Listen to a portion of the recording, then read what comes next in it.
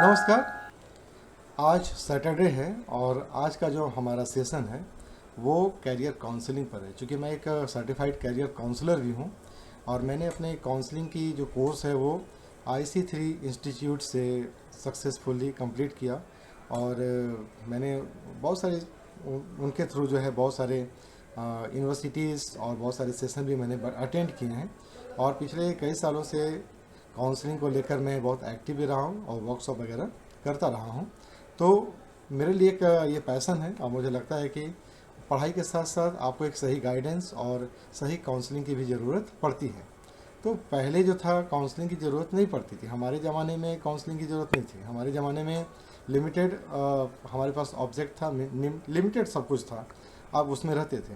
लेकिन जैसे जैसे डिस्ट्रैक्शंस आता है ना, जैसे जैसे समाज में अवेलेबल होने लग गया अलग अलग चीज़, सोशल मीडिया बहुत सारी चीज़ें आने लग गई, तो क्या हो गया कि डिस्ट्रैक्शन बढ़ने लगा और वहाँ पर काउंसलर की आवश्यकता पड़ने लगी। ठीक है, जो आपको सही मार्गदर्शन देते हैं, आपको गाइड करते हैं। ठीक है, तो काउंसलिंग की जो आवश्यकता थी वो थी कि बच्चों को आप सही कोर्स चुनने के बारे में हम हेल्प कर सकें, बच्चों को हम उनके सही कॉलेज के बारे में हम उनको हेल्प कर सकें। लेकिन आज के समय में अब तो काउंसलर का जो काम है ना, वो बच्चों को एक सही कोचिंग सेंटर दिलवाने के लिए भी हेल्प करना पड़ रहा है। तो जिस तरह का अभी परिवेश बना हुआ है, उस परिवेश में माता पिता अपने बच्चों के लिए कौन सा कोचिंग सेंटर अच्छा होगा, उस पर भी काउंसलर का हेल्प ले रहे हैं, सहयोग ले रहे हैं। ऐसा इसलिए हो रहा है क्योंकि मोस्ट ऑफ द काउंसल जो भी आपके जो कोचिंग सेंटर्स हैं अभी के समय में, आप देख रहे होंगे कि उसमें अंधाधुंध दौड़ लगी हुई है, खासकर वो कॉमर्शलाइज हो गया है। ठीक है, अभी जो नीट का जो एग्ज़ाम हुआ है, नीट के एग्ज़ाम के बाद हंगामा बहुत हुआ, बच्चों की तरफ से कम हुआ लेकिन कोचिंग सेंटर की तरफ से ज़्यादा हुआ। ठीक है, तो मैंने बहुत सारे स्टूडेंट से भी बात की और बहुत सारी मैंने देखा भी, रिएक्शंस देखा बहुत सारे लोगों का। तो कोचिंग सेंटर्स का कहना है कि भाई क्वेश्चन आज तक इतना हार्ड नहीं आया था। बच्चे जो कह रहे हैं, कुछ बच्चे कहते हैं कि हाँ क्वेश्चन टफ था, फिजिक्स का क्वेश्चन आज तक कभी ऐसा नहीं आया। और कुछ बच्चे ऐसे भी हैं उन्हीं बच्चों में से जो ये कहते हैं कि हाँ क्वेश्चन तो नॉर्मल था, अच्छा था। तो देखो बच्चों, एक चीज़ है क्लियर है, आप जो भी पढ़ने वाले हैं, एक क्लियर बात है ये कि हार्ड या टफ आपको वही लगता है जो आपने आज से पहले ट्राई नहीं किया। ठीक है, आपको हार्ड क्वेश्चन वही लगा जो आपने आज तक पहले कभी छुआ नहीं, उसको पढ़ा नहीं। ठीक है, अब इसका मतलब ये तो नहीं था कि क्वेश्चन ही गलत था या क्वेश्चन बहुत हार्ड आया। तो कहाँ से आया? सिलेबस के अंदर से ही आया है ना। तो ये स्टूडेंट्स का रिस्पॉन्सिबिलिटी होता है ना कि आप सिलेबस को अच्छी तरह से पहले समझ लो। ठीक है, तो जितने भी हमारे जो तैयारी कर रहे हैं, जो हमारे स्टूडेंट्स हैं, उनके लिए सबसे इम्पॉर्टेंट चीज़ है कि आप दो तीन चीज़ों को आप हमेशा ध्यान में रखो। देखो बच्चों, ऐसा है ना कि आप सिलेबस पहले बहुत अच्छी तरह से समझो कि आपका सिलेबस मांग क्या रहा है आपसे। ठीक है, तो आप जब समझ जाओगे ना कि आपका सिलेबस आप आपसे क्या मांग रहा है, तभी आप उसके अकॉर्डिंग आप तैयारी कर पाओगे। दूसरा चीज़ क्या है कि आपको सिलेबस के अकॉर्डिंग जो है ना, आपको अपना पढ़ाई करना पड़ेगा। यानी कि सिलेबस का डिमांड क्या है, उसके अनुसार आपको सप्लाई करनी है, देनी है। और तीसरा है कि प्रीवियस ईयर क्वेश्चन 10 साल 15 साल का जो क्वेश्चन है ना, आप देख लो मार्केट में। तो आज के समय में मैं देख रहा हूँ कि बहुत सारा 20-25 साल का भी क्वेश्चन बैंक आया हुआ है। तो आप जो है उस क्वेश्चंस को भी आप देखो, प्रीवियस वाले को। ठीक है, अब अगर मान लीजिए कि आप ये तीनों काम कर लेते हो और चौथा जो आपके पास डिसिप्लिन है, आप डिसिप्लिन में रखकर आप सारे अपनी तैयारी को आप चालू करोगे। ठीक है, तो जो एक कंसिस्टेंसी होता है ना काम में, उसको आप लेके जब चलोगे ना, तो सवाल ही नहीं होता है कि कोई भी क्वेश्चन आपको टफ लगेगा। और टफ तभी लगता है, जैसे कि मैंने बताया, जब आप उस चीज़ को टच नहीं करते हो तो आपको लगता है कि ये टफ है। लेकिन वही क्वेश्चन किसी और बच्चे के लिए ईजी है। क्यों? क्योंकि उसने उसको टच कर रखा है, पढ़ रखा है। तो ये कुछ नहीं होता। अगर क्वेश्चन आपका आउट ऑफ सिलेबस है तब तो बात अलग है, तब आप कह सकते हो कि हाँ क्वेश्चन ऐसा था। लेकिन अगर क्वेश्चन आपका विद इन सिलेबस है तो ये कहना बिल्कुल ही गलत है कि क्वेश्चन टफ था, आज के पहले कभी क्वेश्चन आया नहीं। ठीक है, तो हो सकता है इट मे भी कि जो कोचिंग सेंटर वाले हैं उनके पास वो इतने बिजी रहते हैं ना क्लास लेने में कि वो दिन भर क्लास लेते रहते हैं। तो आज के समय में क्या हो गया ना कि उनके पास अब अपडेट करने के लिए टाइम नहीं है, वो अपने आप को अपडेट नहीं कर पा रहे हैं। ये एक प्रॉब्लम हो सकता है। लेकिन सिंपल सी बात है कि अगर सिलेबस आपने अच्छी तरह से पढ़ा है और अगर आपने प्रीवियस ईयर का जो पैटर्न है उसको देख रखा है और अगर आप उस सिलेबस के अनुसार अपनी पढ़ाई कर रहे हैं ना, तो कोई मतलब ही नहीं बनता कि क्वेश्चन टफ है क्या नहीं है। ठीक है। अब यहाँ पर एक चीज़ और मैं बता दूँ कि चाहे वो यूपीएससी का एग्ज़ाम हो, चाहे वो नीट का एग्ज़ाम हो, चाहे वो जेई का एग्ज़ाम हो, एग्ज़ाम तो एग्ज़ाम है ना। आप सिंपल सी बात आप यहाँ पर समझो, एक उदाहरण से मैं समझा रहा हूँ आपको, ठीक है। हो सकता है कि ये सेशन थोड़ा सा लंबा हो, लेकिन चलो आपके उदाहरण से बात बताऊँ। दूध तो हम लोग ने देखा भी है, पिया भी है, और हम में से सभी बच्चे लोग दूध पीते हैं, ठीक है। क्योंकि दूध जो है कंप्लीट फूड होता है ना, वो हमारे हेल्थ के लिए बहुत अच्छा होता है। दूध जो है इनिशियल में आप अगर इसका देखेंगे ना, तो इसका रेट क्या होता है, इसका रेट होता है 50 रुपीज़ या 60 रुपीज़ पर लीटर, ठीक है। अब उस दूध को जब हम जमाते हैं बच्चों, तब बनता है दही, ठीक है। अब दही का रेट क्या होता है, दही का रेट आपका मार्केट में 80 रुपये, 100 रुपये, 120, 150 जो भी है, ठीक है। अब जब आप उस दही को मथते हैं, है ना, when you are churning curds, okay, तो क्या होता है जब आप उसको मथ देते हो, तो मथते हैं तो उससे क्या निकलता है, मक्खन, बटर निकलता है, ठीक है। तो बटर का प्राइस क्या होता है मार्केट में, 200-250 रुपये, है ना, 300-400 जो भी है, ठीक है। वो किलो होता है, 400-500 रुपये किलो है, चलो ठीक है। अब उस मक्खन को जब हम लोग बॉईल करते हैं, हीट करते हैं, बॉईल करते हैं, तो वो क्या होता है, घी में कन्वर्ट होता है, यानी कि वो घी बनता है। तो आप एक चीज़ देखो यहाँ पर, दूध तो एक ही था ना, दूध तो एक ही है, ठीक है। लेकिन जब दूध से अलग अलग चीज़ें क्या बन रही है, दूध ने थोड़ा सा मेहनत किया तो दही बन गया, दूध थोड़ा और मेहनत किया तो मक्खन बन गया, और दूध ने जब और मेहनत किया तो वो घी बन गया। और घी का रेट क्या होता है मार्केट में, 1000 रुपये किलो है ना। तो 50 रुपये 60 रुपये वाला जो दूध था ना, उसका जब फॉर्मेशन होता है ना, ट्रांसफॉर्मेशन होता है, तब वो 1000 रुपये किलो बिकता है। बात समझ आ रही है ना। और उसी में आप पनीर भी जोड़ सकते हो कि दूध को जब फाड़ते हैं तो पनीर बनाते हैं, ठीक है। तो अब मेरा कहने का मतलब ये है ना कि बच्चों, आप जो हो ना, एक दूध हो, आप मान के चलो कि आप दूध हो, आपको डिसाइड करना है कि आपको कितने में बिकना है, आपको 50-60 रुपये में ही बिकना है या फिर 1000 रुपये किलो बिकना है। और 1000 रुपये किलो अगर आपको बिकना है तो आपको उतना तपना होगा, आपको जमना होगा, आपको मथना होगा अपने आप को। आप जब जमोगे, मथे जाओगे, ठीक है, आप जब उबलोगे, पकोगे, तपोगे, ठीक है, तब आप घी बनोगे, और तब आपकी वैल्यू होगी 1000 रुपये की। तो बच्चों, ये जो यूपीएससी का एग्ज़ाम होता है ना, और ये जेई का एग्ज़ाम होता है, ये जो नीट का एग्ज़ाम होता है, आईआईएफटी का एग्ज़ाम होता है, ये सब एग्जामिनेशन पता है क्या है, ये सब घी बनने की प्रक्रिया है। तो जब आप घी बनने के प्रोसेस में हो, तो आपका ये कहना कि ये क्वेश्चन टफ था, ये क्वेश्चन ऐसा था, ये क्वेश्चन कभी नहीं आया, सिलेबस से तो था ना भाई, प्रोसेस से तो था, ठीक है। तो जब घी बनना चाह रहे हो तो आप तपना तो पड़ेगा ही, ठीक है। तो वो जो है कमी, वो आपको पूरी करनी है। अब यहाँ पर क्या होता है कि आप जिस तरह से तपोगे, जिस तरह से जमोगे, जिस तरह से मथे जाओगे, आपका ट्रांसफॉर्मेशन उसी के जैसा होगा, ठीक है। तो दुनिया में ऐसा ही होता है ना। मैं जितना तपा, मैं भी दूध था, मैं जितना तपा आज जो मैं हूँ उस तरह से हूँ, ठीक है। तो मेरी तो आपकी वैल्यू उसी के अनुसार बनती है, आप जितना करोगे तो यहाँ पर हमेशा मान के चलना है कि अगर आपके पास नीट की तैयारी कर रहे हो, आप किसी भी जेई की तैयारी कर रहे हो, आप यूपीएससी के हो, आप बीपीएससी की तैयारी कर रहे हो, आप किसी भी सिविल सर्विस की तैयारी कर रहे हो, तो आप मान के चलो कि आप सबसे घी बनने की प्रक्रिया में हो। और जब आप घी बनना चाह रहे हो ना, तो आपके पास कोई एक्सक्यूज़ नहीं है। आप ये एक्सक्यूज़ वगैरह सब देना बंद करो, आप आराम से सिस्टमेटिक होकर के पढ़ो, ठीक है। और कोई ये नहीं है, कह रहे कुछ ना कुछ तो बनेंगे ना भाई, आप घी नहीं बन पाएंगे, मक्खन तो बनेंगे ना, बटर तो बनेंगे, ठीक है। लेकिन दूध रह जाना ही सबसे बेकार चीज़ है, दूध आपको नहीं रहना है, ठीक है। क्यों? क्योंकि दूध जो होता है ना, वो 2 दिन में फट जाता है, 2 दिन आप उसको रखोगे ना, तो वो 2 दिन में फट जाता है। घी जो होता है ना, वो सालों साल रखा रह जाता है। तो घी बनने का प्रोसेस जो है, उसके लिए क्या है, आपको मेहनत करना है, कोई एक्सक्यूज़ नहीं चाहिए। आप सही ढंग से अगर आप सिलेबस को पकड़ के चलोगे तो आप पढ़ोगे। तो आज के हमारा जो सेशन है ना, वो मैं लेके चल रहा हूँ कि हम लोग का जो माइंडफुलनेस जो होता है ना, वो क्यों ज़रूरी होता है हर छात्र के लिए। तो सभी छात्र के लिए, सभी बच्चों के लिए जो पढ़ाई कर रहे हैं, उनके लिए माइंडफुलनेस बहुत ज़रूरी है। और क्यों ज़रूरी है, और मैंने ये सेशन आज क्यों चूज़ किया है, ये सेशन मैंने इसलिए चूज़ किया क्योंकि मैं जो देख रहा हूँ, जो सोसाइटी में जो हो रहा है, बच्चे जो है ना, वो प्रेशर झेल नहीं पा रहे हैं, ठीक है। पढ़ाई का प्रेशर नहीं झेल पा रहे हैं कि अब मुझे ये करना है। तो बहुत सारी घटनाएं हैं, वो आप लोग अच्छी तरह से जानते हैं, उस पर ज़्यादा नहीं जाना है।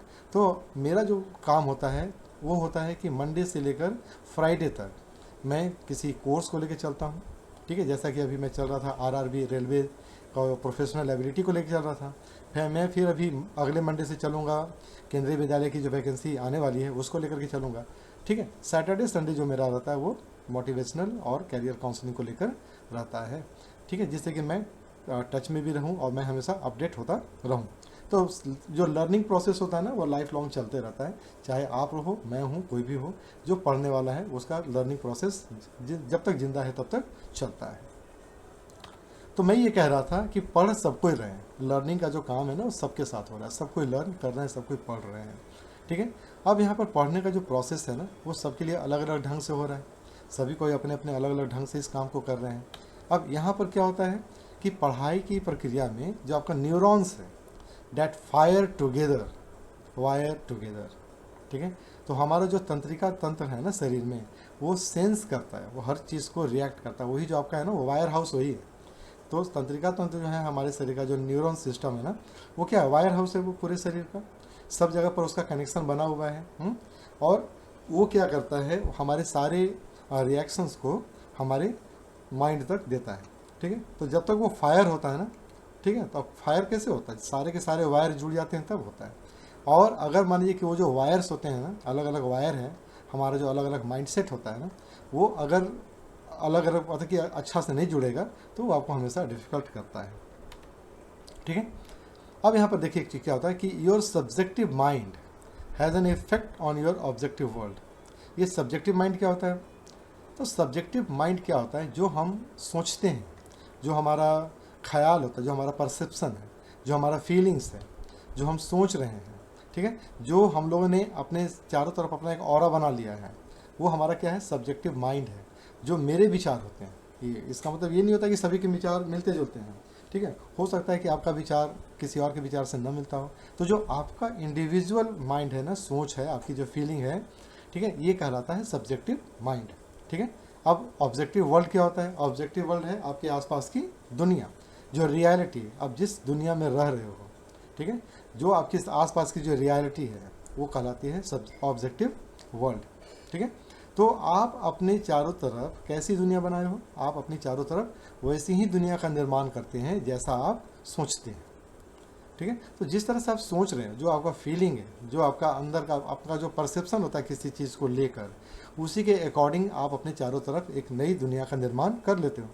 और जब इसको आप कर लेते हो ना तो आपका क्या होता है, आप किसी और की दुनिया में एंटर नहीं कर पाते हो और आप अपने जैसे ही दुनिया दूसरों के सामने भी चाहते हो। ठीक है, तो योर सब्जेक्टिव माइंड, अब तो समझ में आ गया ना कि सब्जेक्टिव माइंड क्या होता है, ऑब्जेक्टिव माइंड क्या होता है। तो ये आपका जो सब्जेक्टिव माइंड है वो क्या करता है, अफेक्ट करता है किसको, आपके ऑब्जेक्टिव वर्ल्ड को। ठीक है, तो आप जो सोच रहे हो उसके अकॉर्डिंग आप काम कर रहे हो। आपको लगता है कि नहीं बिना पढ़े मेरा निकल जाएगा सब कुछ, ठीक है, अगर हम आज नहीं पढ़ेंगे कल पढ़ लेंगे, परसों पढ़ लेंगे, तो जिस तरह से आप सोच रहे हो ना उसी के अनुसार आपके आसपास का दुनिया भी बन रहा है। ठीक है, तो एक्सक्यूजेज हम लोग देते हैं, अगर कुछ होता है तो हम एक्सक्यूजेज भी देते हैं। ठीक है, तो ये सारी जो दुनिया है वो हमारी अपनी बनाई हुई होती है। ठीक है, इसका कंट्रोल किसके पास होता है, इसका कंट्रोल भी आपके पास है। ठीक है, अब यहाँ पर देखते हैं कि द अनकॉन्शियस माइंड, जो हमारा अनकॉन्शियस माइंड होता है, ठीक है, वो कितना सोचता है। जैसे पिक्चर में आप देख रहे हैं यहाँ पर कि जो नीचे है ना, पानी के ऊपर जो दिख रहा है आपको, जो दिखता है वो कितना है, और जो छुपा हुआ रहता है पूरी दुनिया से वो कितना है। ठीक है, तो जो अनकॉन्शियस माइंड जो होता है ना वो क्या होता है, वो आपका छुपा हुआ रहता है, यानी कि आपका जो 95% जो अनकॉन्शियस माइंड है वो पूरी दुनिया से छुपा हुआ है, आपसे भी छुपा हुआ है। कहते हैं ना कि रामायण में हनुमान जी जो थे वो एक ऐसे कैरेक्टर थे जिनको अपनी शक्तियों का भी आभास नहीं था। उनको याद दिलाया गया कि भाई आप जो है ना, आप उड़ भी सकते हो, आप अपने शरीर को चेंज भी कर सकते हो, आप अपने शरीर को आकार बढ़ा भी सकते हो, है ना। तो जामवंत जी ने जब उनको समझाया कि नहीं, आपके अंदर का जो टैलेंट है ना वो कुछ और है जो दिख नहीं रहा है, आप उसको जगाइए, तो उन्होंने क्या किया, अपने अनकॉन्शियस माइंड को कॉन्शियस माइंड में कन्वर्ट कर लिया, और तब उनको रियलिटी महसूस हो गया, अरे भाई मैं तो वो हूँ, है ना, जो मुझे आज तक पता ही नहीं था। और तब उन्होंने अपने शरीर को बड़ा किया और एक बार में ही पूरी समुद्र को पार कर गया। तो वही चीज़ होता है हमारे पास भी जो होता है ना, वो 95% जो हमारा अनकॉन्शियस माइंड होता है ना वो क्या होता है, छुपा हुआ रहता है, मेरे से भी छुपा रहता है। ठीक है, लेकिन जो 5% जो आपका कॉन्शियस माइंड होता है वही दिखता है। तो हमें क्या करना है, हमें कंट्रोल करना है और हमें उस चीज़ पर काम करना है। ठीक है, अब यहाँ पे देखिएगा काउंसलर का क्या काम होता है। अब यहाँ पर जो भूमिका जो होती है ना काउंसलर की, वो काउंसलर की भूमिका क्या होती है ना, है ना, कॉन्शियस। अब जो स्टूडेंट और काउंसलर है वो क्या करता है, कॉन्शियस यानी कि स्टूडेंट्स को वो मतलब कि मोटिवेट करता है और उसको बताता है कि वो जो है अपने कॉन्शियस ये के प्रति आप उसको बताएं। ठीक है, तो काउंसलर क्या होता है, जो आपके बारे में जानना चाहता है, आप जो हो और आप जो नहीं हो, आप जो दिख नहीं रहे हो, ये सारी चीज़ें करता है। ठीक है, तो अब यहाँ पर क्या होता है कि हर एक चीज़ में होता है कि काउंसलर जो है वो क्या करता है, कॉन्शियस और सब कॉन्शियस और फिर सुपर कॉन्शियस, वो आपके अंदर की चीज़ों को निकालने का काम करता है। ठीक है, अनप्रेजुडिस्ड ऑब्जर्वर, काउंसलर जो होता है ना वो क्या होता है, अनबायस्ड होता है। ठीक है, वो अनप्रेजुडिस्ड होता है, वो जज नहीं करेगा, वो आपको केवल बताता है कि आपके अंदर क्या है, आपके इंटरेस्ट, आपका एबिलिटी दोनों क्या है। अब यहाँ पर इंटरेस्ट और एबिलिटी को समझना पड़ेगा बच्चों कि इंटरेस्ट क्या है। इंटरेस्ट हर बच्चा चाहता है कि मैं सचिन तेंदुलकर बन जाऊँ, ये क्या है, वो मेरा इंटरेस्ट है, मैं चाहता हूँ कि मैं सचिन तेंदुलकर बन जाऊँ, ये मेरी चाहत है, मेरा इंटरेस्ट है। लेकिन एबिलिटी का क्या होगा, अब एबिलिटी आपके अंदर सचिन बनने की है कि नहीं है। ठीक है, अब ये तो सचिन का अपना खुद का बेटा भी सचिन नहीं बन पाया, तो फिर आप कौन हो, हम कौन हैं। तो वहाँ पर एबिलिटी क्या होती है, आपकी क्षमता जो है वो सचिन बनने के लायक नहीं है, तो ये जानना पड़ेगा आपको। ठीक है, कि आपका इंटरेस्ट क्या है और आपकी एबिलिटी क्या है, तो हमें किधर जाना है। तो काउंसलर का जो काम होता है ना वो क्या होता है, अनप्रेजुडिस होकर वो क्या करता है, ऑब्जर्व करता है और आपको बताता है कि आपका इंटरेस्ट और एबिलिटी मैच कर रहा है नहीं कर रहा है। ठीक है, और आपका एबिलिटी के अनुसार और आपके इंटरेस्ट के अनुसार वो आपको चॉइस बताता है कि आप इस फील्ड में जा सकते हो। ठीक है, अब यहाँ पर क्या होता है कि बच्चे जो हैं हमारे, वहाँ पे मैं एक और छोटा सा एक कहानी यहाँ पर है। ठीक है, कि जब हम लोग अनप्रेजुडिस की बात करते हैं और इंटरेस्ट और एबिलिटी की बात करते हैं, तो अभी जो हो रहा है ना सोसाइटी में, वो हो रहा है कि हम लोग एबिलिटी और इंटरेस्ट पर तो फोकस करते हैं कि मेरा इंटरेस्ट है, लेकिन अपनी एबिलिटी को हम लोग नहीं चेक करते हैं। ठीक है, एक छोटी सी कहानी है और ये बहुत अच्छा कहानी है। कहानी ये है कि एक बार जंगल में जो थे, जंगल था, जंगल में बहुत सारे प्राणी रहते हैं, अलग अलग जीव जंतु वहाँ पर रहते हैं, और सारे जीव जंतु जो हैं वो बहुत खुशी खुशी रहते थे, अपना सब काम कर रहे हैं, बच्चे उनके पढ़ रहे थे और बच्चे अपना अपना कैरियर बना रहे थे, यानी कि जंगल का वातावरण बहुत अच्छा था। एक दिन क्या हुआ कि बाहर से एक आया, उसने अपना एक सेंटर खोल दिया, कोचिंग सेंटर खोल दिया, और उसने ऐलान कर दिया कि पूरे जंगल में कि एक एग्ज़ाम लिया जाएगा और चेक किया जाएगा कि आपका बच्चा जो है वो कितना अच्छा है, कितना इंटेलिजेंट है, कितना तेज़ है। ठीक है, अब ऐलान तो हो गया, सारे पूरे जंगल में पोस्टर लग गए, बैनर्स लग गया, कंपटीशन हो रहा है, भाई अपने अपने बच्चों को भेजो। ठीक है, चेक करो कि आपके बच्चे के अंदर में क्या टैलेंट है, आपका बच्चा टैलेंटेड है भी कि नहीं। ठीक है, अब यहाँ तक तो सब ठीक। पेरेंट्स अब देख रहे हैं अपने बच्चों के लिए, अरे भाई तो कंपटीशन है, एक ने बोला कि चलो भाई कंपटीशन में पार्टिसिपेट करते हैं। अब उसी तरह से क्या हो गया, सारे जंगल के जो प्राणी थे, मम्मी पापा जी थे, वो अपने बच्चों के लिए कर दी कि भाई चलो तुम भी टेस्ट में जाना है, तुमको भी टेस्ट में जाना है। क्यों, क्योंकि अब यहाँ पर फीलिंग वाली बात आ गई, ईगो वाली बात आ गई अब कि नहीं अब तो जाना पड़ेगा भाई, अब उसका बच्चा जा रहा है, मेरा भी बच्चा जाएगा, कंपटीशन में बैठेगा वो भी। अब सारे के सारे बच्चे जो हैं वो अपना नाम रजिस्टर करवा लिया कंपटीशन के लिए। ठीक है, कंपटीशन का डेट आया, कंपटीशन का जिस दिन डेट था, सारे बच्चे जो हैं अपने मम्मी पापा के साथ चले गए सेंटर पर कि आज हमको टेस्ट देना है और पता चल जाएगा कि कौन अच्छा है, कौन सुपीरियर है, कौन इंटेलिजेंट है, कौन सबसे तेज़ है। अब वहाँ पर जो ऑर्गेनाइज़र था कंपटीशन का, उसने बताया कि भाई प्रश्न पत्र क्या है, आज का क्वेश्चन क्या है। तो सारे के सारे जो बच्चे थे, अब उसमें क्या था, हाथी का बच्चा भी था, शेर का बच्चा भी था, हिरन का बच्चा भी था, खरगोश का बच्चा भी था, कछुआ का बच्चा भी था। ठीक है, तो सारे जीव जंतु जो थे ना वो अपने अपने बच्चों को भेज दिए थे, तो सारे प्राणी थे। अब उसमें मछली भी थी, मछली के मम्मी पापा ने बोला कि भाई मछली तुमको भी चलना पड़ेगा, तुम भी चलो कंपटीशन में। और उसको मछली के बच्चे भी वहाँ पर पहुँचे हुए थे। अब प्रश्न पत्र जो मिला उसमें क्या था, प्रश्न पत्र में था कि भाई आपके सामने जो एक पेड़ दिख रहा है ना, उस पेड़ पर चढ़ना है। जो बच्चा जल्दी चढ़ेगा, जितना जल्दी माने जो बच्चा पहले चढ़ जाएगा उस पेड़ के ऊपर, उसके शीर्ष पर, उसके फुनगी पर, ठीक है, वो बच्चा जीत जाएगा और वही बच्चा सर्वश्रेष्ठ और सबसे मोस्ट इंटेलिजेंट बच्चा इस जंगल का घोषित किया जाएगा। अब तो समझ में आ गई हो ना कहानी का रिजल्ट क्या होने वाला है। अब सारे बच्चे जो हैं वो पेड़ पर चढ़ने की कोशिश कर रहे हैं और उसमें जो रिज़ल्ट निकला वो रिज़ल्ट में बंदर जो है, बंदर का जो बच्चा था वो टॉप कर गया और उसने एक छलांग में ही बंदर जो था वो पेड़ के सबसे शीर्ष पर चला गया और वो कंपटीशन जीत गया। तो कहानी यहीं पर समाप्त नहीं है। अब इसका रिज़ल्ट क्या है?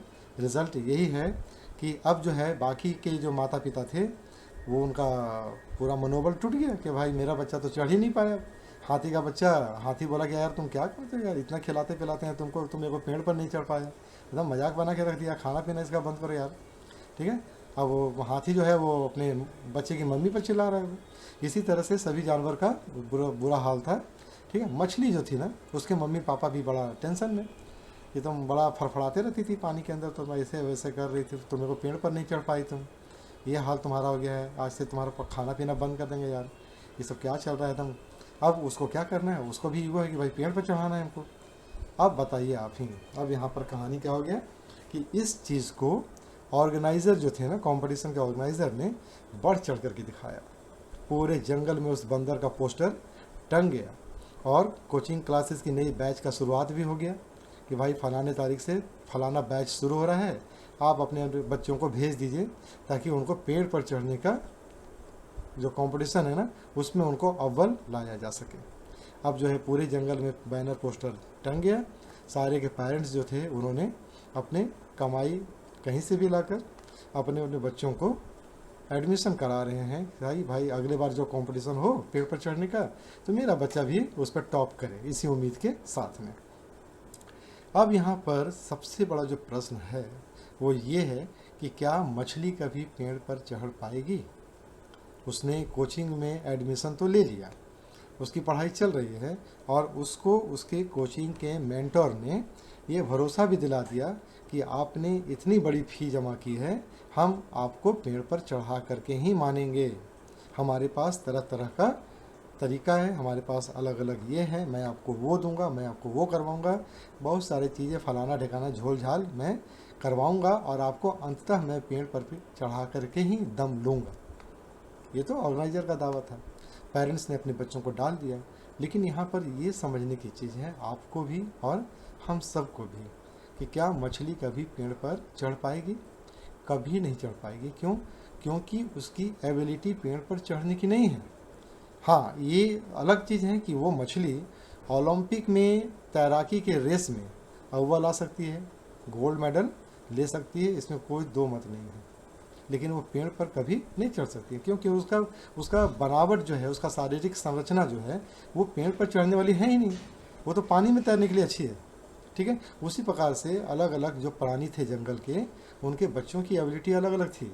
यानी कि वो अलग अलग क्षेत्र में वो अलग अलग कामयाबी के झंडे गाड़ सकते हैं। लेकिन अब बंदर जो है, यहाँ पर अगर बात करें हम, तो क्या बंदर जो पूरे जंगल में टॉप किया वो क्या पानी में तैर पाएगा? क्या वो स्विमिंग का गोल्ड मेडल जीत पाएगा? नहीं जीत पाएगा। तो हर एक बच्चे का भी खासियत, उसकी एबिलिटी अलग अलग होती है। ये हम पेरेंट्स को समझना पड़ेगा कि आपके बच्चे की एबिलिटी क्या है और उसके अनुसार उसको क्या करना चाहिए। तो ये जो अंधी दौड़ है ना, अंधी दौड़ किस चीज़ का? जेई का, नीट का, यूपीएससी का और ये फलाना ठिकाना बहुत सारी चीज़ें हैं कि उसको टॉप करना है हमें। यहाँ पर सब कुछ सोचना पड़ेगा। निराश जो बच्चे हो जाते हैं ना, वो इसलिए निराश नहीं होते हैं कि उनके अंदर में क्षमता नहीं था। वो इसलिए निराश होते हैं क्योंकि उनको गलत दिशा में गलत काम के लिए फोर्स किया गया। ठीक है। अगर उनकी एबिलिटी को देख करके, उनकी एबिलिटी को पहचान कर अगर हम उनको अलग दिशा में करते हैं तो क्या सचिन तेंदुलकर जो क्रिकेट के भगवान माने जाते हैं, क्या वो एक इंजीनियर और एक डॉक्टर से कम है? क्या उनकी इम्पोर्टेंस कम जाती है क्या? ठीक है। तो अगर आपकी एबिलिटी है मैथ्स से तो आप आराम से जाओ, कोई दिक्कत नहीं है। अगर आपकी एबिलिटी है बायो की तो आप आराम से जाओ बायो में, मेडिकल में जाओ, कोई दिक्कत नहीं है। अगर आप ह्यूमैनिटीज़ यानी कि आप आर्ट्स के जो सब्जेक्ट होते हैं उसको आप अच्छी तरह से कर पाते हो, आपको इंटरेस्ट है उसमें, आपका उसमें क्षमता है अच्छी मार्क्स लाने की, तो आप यूपीएससी की ओर जा रहे हो, कोई दिक्कत नहीं है। आप अच्छा करोगे, सक्सेस करोगे।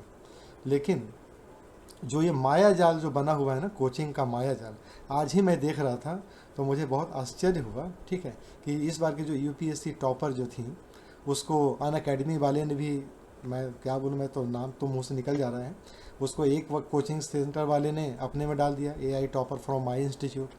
ठीक है, एक जो है उनका वीडियो दिखा रहा है कि भाई वो तो मेरे यहाँ से, उनका सारा प्रैक्टिस मेरे यहाँ से हुआ है, तीसरा जो दिखा रहा है कि वो मेरे यहाँ से हुआ है। तो अब यहाँ पर कन्फ्यूज़न है, ये बहुत बड़ा मार्केटिंग होता है। तो मेरे बच्चों ये समझ लीजिए, और जो हमारे बच्चों के जो पेरेंट्स हैं आप भी समझ लीजिए कि आपको पहले अपने बच्चों की एबिलिटी को चेक करना पड़ेगा कि आपके बच्चे की एबिलिटी है क्या, वो कर क्या सकता है, और उसके अनुसार अगर आप उनको कैरियर के लिए गाइड करेंगे ना तो आपका बच्चा 100% सक्सेस करेगा। और सक्सेस ही नहीं करेगा, वो हैप्पी भी रहेगा, खुश रहेगा, और वो अंदर से उस काम को कर पाएगा। ठीक है, तो बच्चों की हैप्पीनेस ज़रूरी होती है, ना कि ये कि हमें वो सुनने के लिए मिले, हमें ये देखने के लिए मिले कि बच्चा जो है वो डिप्रेशन में चला गया, परेशान हो गया। मेरे पास बहुत सारी केसेस आते हैं इस तरह का कि हमारा बच्चा जो है एकदम डिप्रेशन में है, ठीक है, एंजाइटी हो रहा है, डिप्रेशन में चला गया है, और उसके बाद ही कोई गलत कदम उठता है। तो ये कब होता है? जब आप सब कुछ करवा लेते हो तब होता है। तो पेरेंट्स के रूप में आपकी ये बहुत बड़ा एक जिम्मेवारी है ये, कि आप अपने बच्चों की एबिलिटी को भी समझें। तो हम लोग बात कर रहे थे, चूँकि मैं काउंसलर हूँ तो मैं आज उसी पर बात कर रहा था कि काउंसलिंग क्यों ज़रूरी है। ठीक है, तो मैं ये बात कर रहा था कि अगर बच्चे हमारे, जितने भी हमारे बच्चे हैं ना, वो मेडिटेशन बहुत ज़रूरी होता है। ठीक है, आप पढ़ाई कर रहे हो ना, पढ़ो, कोई दिक्कत नहीं, लेकिन कॉन्सेंट्रेशन कहाँ से आएगा? मेडिटेशन। और जब मेडिटेशन आप करोगे ना तो आप सेल्फ अवेयरनेस आपके अंदर आएगी, आप खुद को पहचान पाओगे कि आप हो क्या। ठीक है, तो जब आपको पता चल जाएगा कि आप हो क्या, तब आपके अंदर में वो कॉन्सेंट्रेशन और वो कंसिस्टेंसी अपने आप आ जाती है जो आपको चाहिए होता है किसी भी काम को करने के लिए। ठीक है, तो मेडिटेशन एक बहुत ज़रूरी है, और कहते हैं ना कि आपका एज जितना है आप उतने मिनट केवल आप मेडिटेशन करोगे ना हर दिन। आप सुबह उठते हो तो आप कर लो, अगर आप 14 साल के हो तो 14 मिनट ही केवल आप मेडिटेशन करो। और मेडिटेशन कुछ है नहीं, आप बस केवल ध्यान में आपको चले जाना है 14 मिनट के लिए। जितना आपका एज है आपको उतने ही मिनट मेडिटेशन करना है। यकीन मानो आपका 1 महीने के अंदर वो आपके नेचर में आ जाएगा, आपके बिहेव में आ जाएगा, और आप उसको जब रेगुलर करने लग जाओगे तो आपकी पढ़ाई पर भी ध्यान लगेगा, और आप खुद को रियलाइज़ कर पाओगे कि आप हो क्या। ठीक है, आपकी एबिलिटी क्या है। ठीक है, तो इससे आपको जब सेल्फ नॉलेज हो जाएगा ना तो आप अच्छी तरह से डिसीजन लेके आप अपना अच्छा काम कर पाओगे। तो मेडिटेशन सबके लिए ज़रूरी है। हम लोग, मैंने देखा है बहुत सारे बच्चों को ना जो पढ़ते हैं वो अंधाधुन पढ़ रहे हैं, कोचिंग जा रहे हैं, और यकीन मानो यार कि 90% जो बच्चे होते हैं ना कोचिंग वाले, वो बस केवल जाते हैं, उनको पढ़ाई से वैसा कुछ लेना देना नहीं रहता। जो 10% बच्चे होते हैं ना, बस केवल वही जाते हैं पूरे फुल माइंडसेट के साथ में कि मुझे वहाँ पर पढ़ना भी है, लेना भी है। ठीक है, और यही 10% बच्चे जो होते हैं ना उस कोचिंग वाले के मेन एडवर्टाइज़र होते हैं। ठीक है, तो बच्चों को ये चाहिए ना कि हम वो क्या बोलते हैं, लाइक शेयर सब्सक्राइब वाला एक ये न बने, हमको अपना लाइफ भी देखना है और उसके अनुसार काम करना है। ठीक है, अब लेयर्स ऑफ चेंज क्या होता है? तो मेडिटेशन तो आपको बहुत ज़रूरी है, आपको करना चाहिए वो मेडिटेशन का। तो लेयर ऑफ चेंज क्या है? कहाँ आपको चेंज करना है, कहाँ आपको अपने आप में परिवर्तन लाना है? तो सबसे पहला आता है बिहेवियर। आपका जो बिहेवियर है अपने प्रति, अपने आसपास के लोगों के प्रति, उसको आपको चेंज करना है, उसको आपको बदलना है। ठीक है, ताकि आपकी जो फीलिंग्स है ना वो बदले। ठीक है, तो जब आप नेगेटिव फीलिंग्स लेते हो तो आपके अंदर का जो पूरा ऑरा होता है ना वो नेगेटिव हो जाता है ना। तो आपका जो बिहेवियर होता है ना वो पॉजिटिव होना चाहिए, सपोर्टिव होना चाहिए। ठीक है, तो अगर आप उस तरह के बिहेव में ढल जाते हो आप, ठीक है, अगर आप किसी से कंपेयर नहीं करते हो अपने आप को, अगर आप किसी के बारे में चर्चा नहीं करते हो, किसी के बारे में डिस्कस नहीं कर रहे हो, होता है ना कि बहुत सारी चीज़ें हम दूसरों को देख करके उसके बारे में बात करते हैं, अपना छोड़ देते हैं। तो आप बिहेवियर को अपने चेंज करो कि आप क्या हो, आप अपने आप को क्या करना चाहते हो उसके अनुसार। ठीक है, तब आपकी जो फीलिंग्स होती हैं ना वो अपने आप बदलने लग जाती है उसके अकॉर्डिंग। ठीक है, और जब ये फीलिंग्स आपका जो चेंज होने लग जाएगा ना पॉजिटिव, तब आपकी जो नीड्स होती है ना वो बदल जाती है। नीड्स क्या होता है? वही आपका मोटिवेशन बन जाता है। बात समझ आ रही है? तो क्या हो गया? बिहेवियर चेंज करना, आपका जो गोल है, आप जो चाहते हो उसको फोकस करना है। आपको आसपास में क्या हो रहा है उसको लेकर के ज़्यादा डिस्कस नहीं करना है ना, उसको लेकर के परेशान भी नहीं होना है। तब आपका जो फीलिंग्स होता है, आपका जो इनर जो सोच है वो अपने आप बदलने लगता है, और उसी से क्या होता है, आपके जो नीड्स है ठीक है, वो आपका जो होता है वो बदलेगा, चेंज होगा, वो आपका गोल में परिवर्तित हो जाएगा और आपका जो मोटिवेशन बन जाता है वही चीज़ जो आपको गोल की तरफ ले जाता है। तो विदाउट गोल आपका कोई भी फीलिंग्स, बिहेवियर, मोटिवेशन कुछ भी काम नहीं करता है। तो जो नीड्स आपका क्या है, नीड्स आपका टारगेट पर जाना। ठीक है, तो नीड्स क्या होता है यहाँ पर, अब नीड्स क्या है यहाँ पर, मेट नीड्स प्लेजेंट फीलिंग। तो जब आपका बिहेवियर चेंज हो गया, जब आपकी फीलिंग्स अच्छी हो गई, आपका जो नीड्स था वो आपका मोटिवेशन बन गया, और जब मोटिवेशन जो है आपको क्या करवाता है, प्लेजेंट फीलिंग करवाता है। बात समझ आ रही है ना। तो जब आप मोटिवेट हो गए कि नहीं हमें ये सब चीज़ों में नहीं रहना है ना, मेरा ये काम है, मुझे ये करना है, तो वो आपको अंदर से खुशी देता है।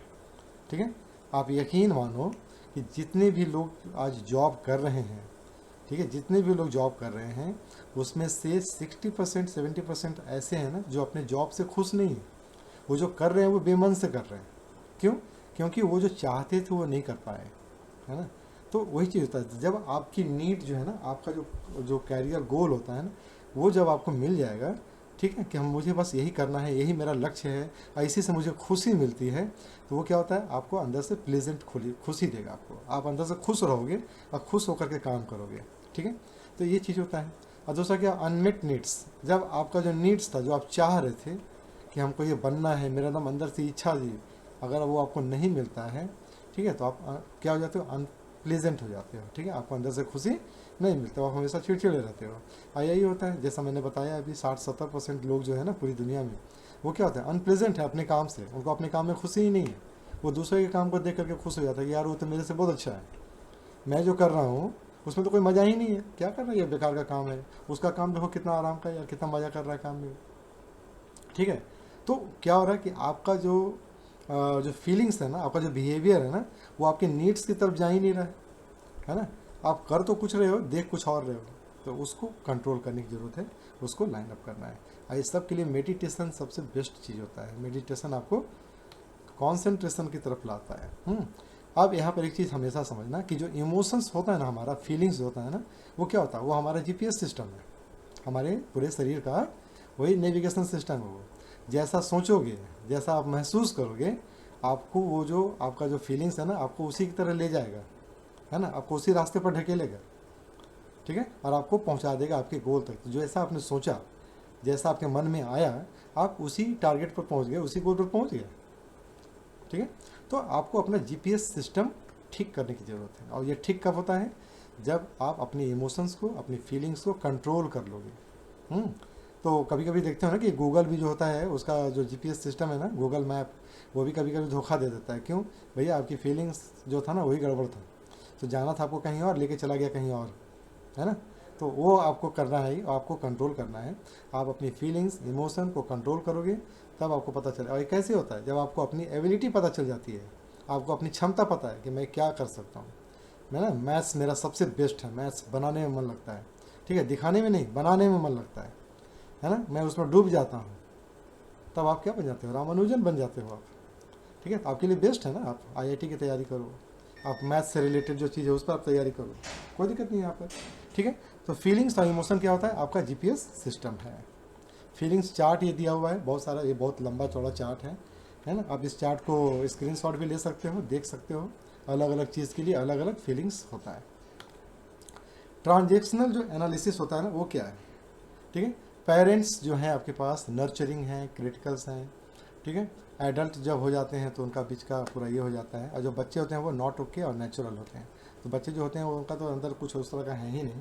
तो ये जो ट्रांजेक्शनल एनालिसिस होता है ना, जो बच्चे होते हैं वो बिल्कुल ब्लैंक होते हैं, खाली होते हैं। ठीक है, प्रकृति उनको ब्लैंक करके भेजती है। आप धीरे धीरे जो होते हैं वो क्या करते हैं, जिस तरह से आपका नर्चरिंग होता है उसी के अनुसार आप अपने आप को ढालते हो और धीरे धीरे बड़े होते हो। ठीक है, जो जिस प्रकार से आप क्रिटिकल सिचुएशन को हैंडल करते हो और वहाँ से जो लर्न करते हो, उसके अनुसार आपका पूरा ये बनता है।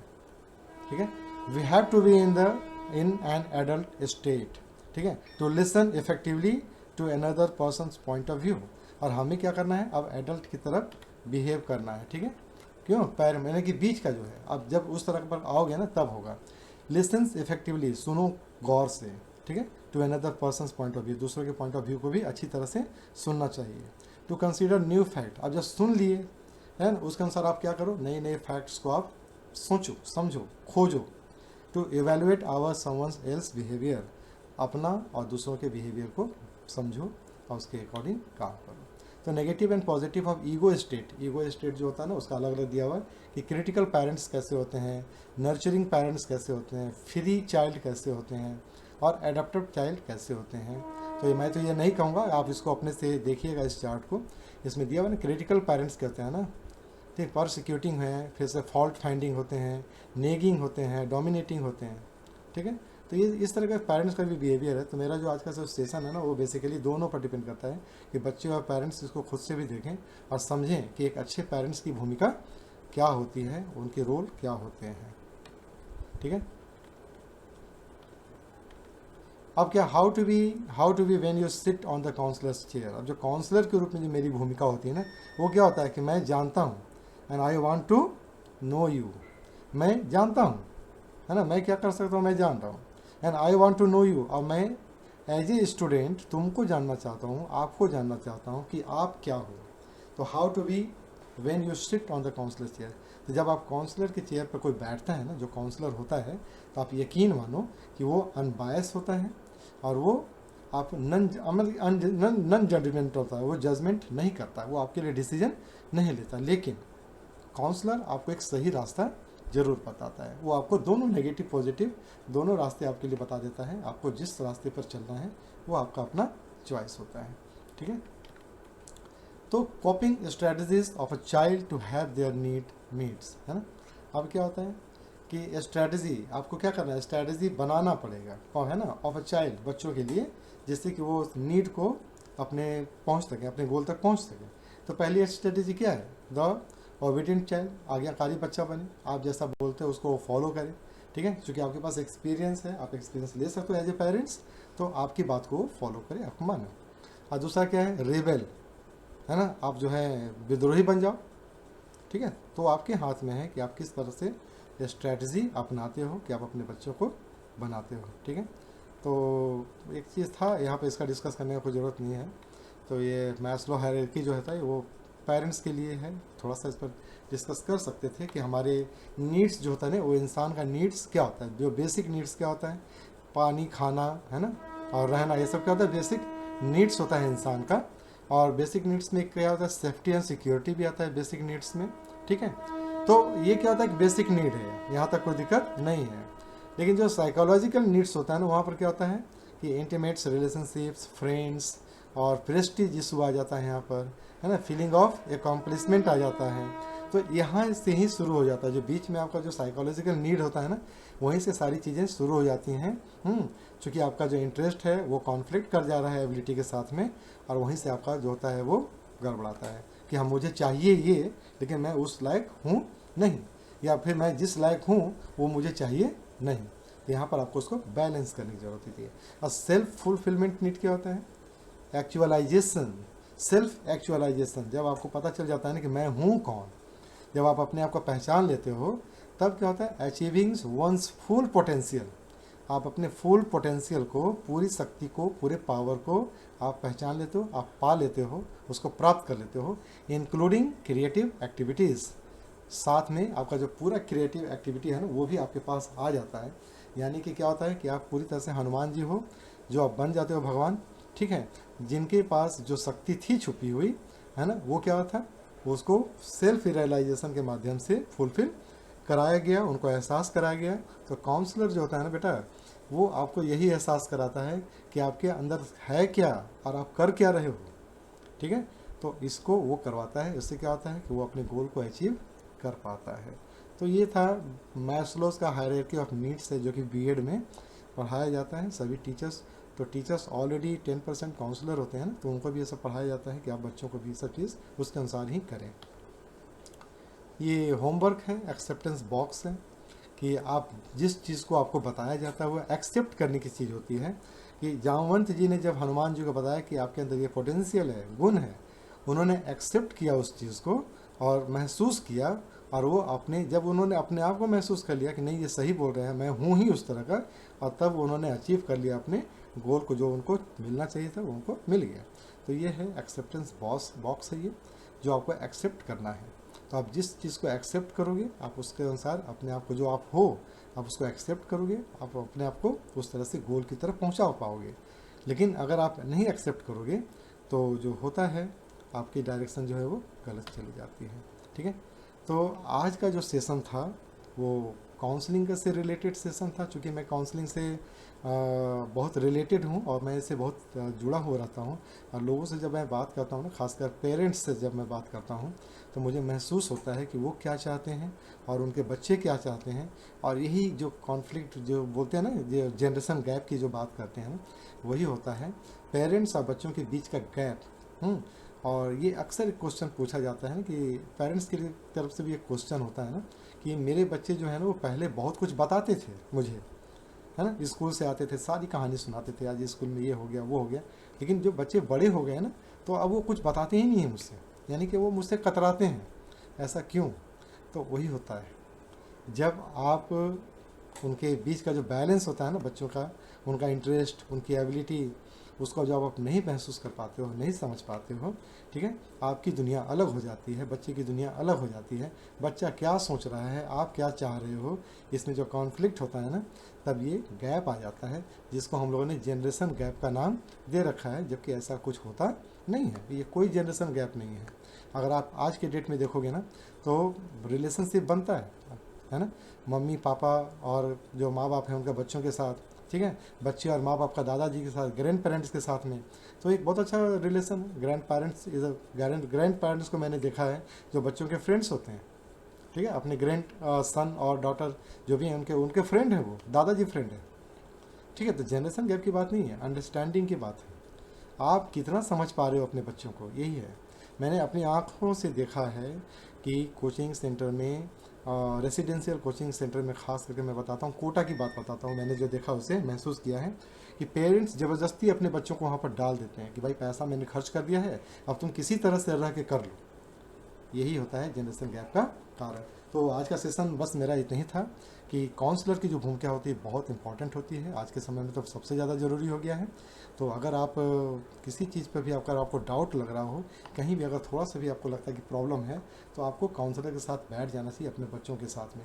तो आप बैठो, अपने बच्चों के साथ बैठो, एक काउंसलर के साथ आप बैठ कर उनका जो एक एक्सपर्ट एडवाइस होता है वो आपको ले लेना चाहिए, जिससे कि आप अपने बच्चों के लिए एक सही मौका ढूंढ सकें। ठीक है, और यही सही मौका है, और यही मौका है आपके लिए कि आप अगर चाहें तो आप अपने बच्चों के लिए काउंसलर की व्यवस्था कर सकते हैं, उनसे बात कर सकते हैं और समझ सकते हैं आगे के लिए। उसके अनुसार आप अपना स्ट्रैटेजी जो है वो प्लान कर सकते हैं। तो आज शनिवार था और आज का जो मेरा सेशन था वो काउंसलिंग और मोटिवेशनल ये स्टोरीज़ के लिए रहता है। तो आज का जो सेशन था, मुझे उम्मीद है कि आपको पसंद आया होगा।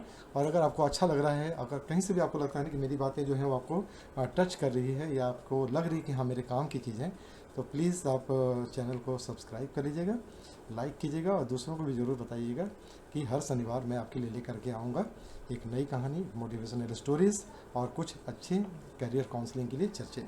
तब तक के लिए नमस्कार।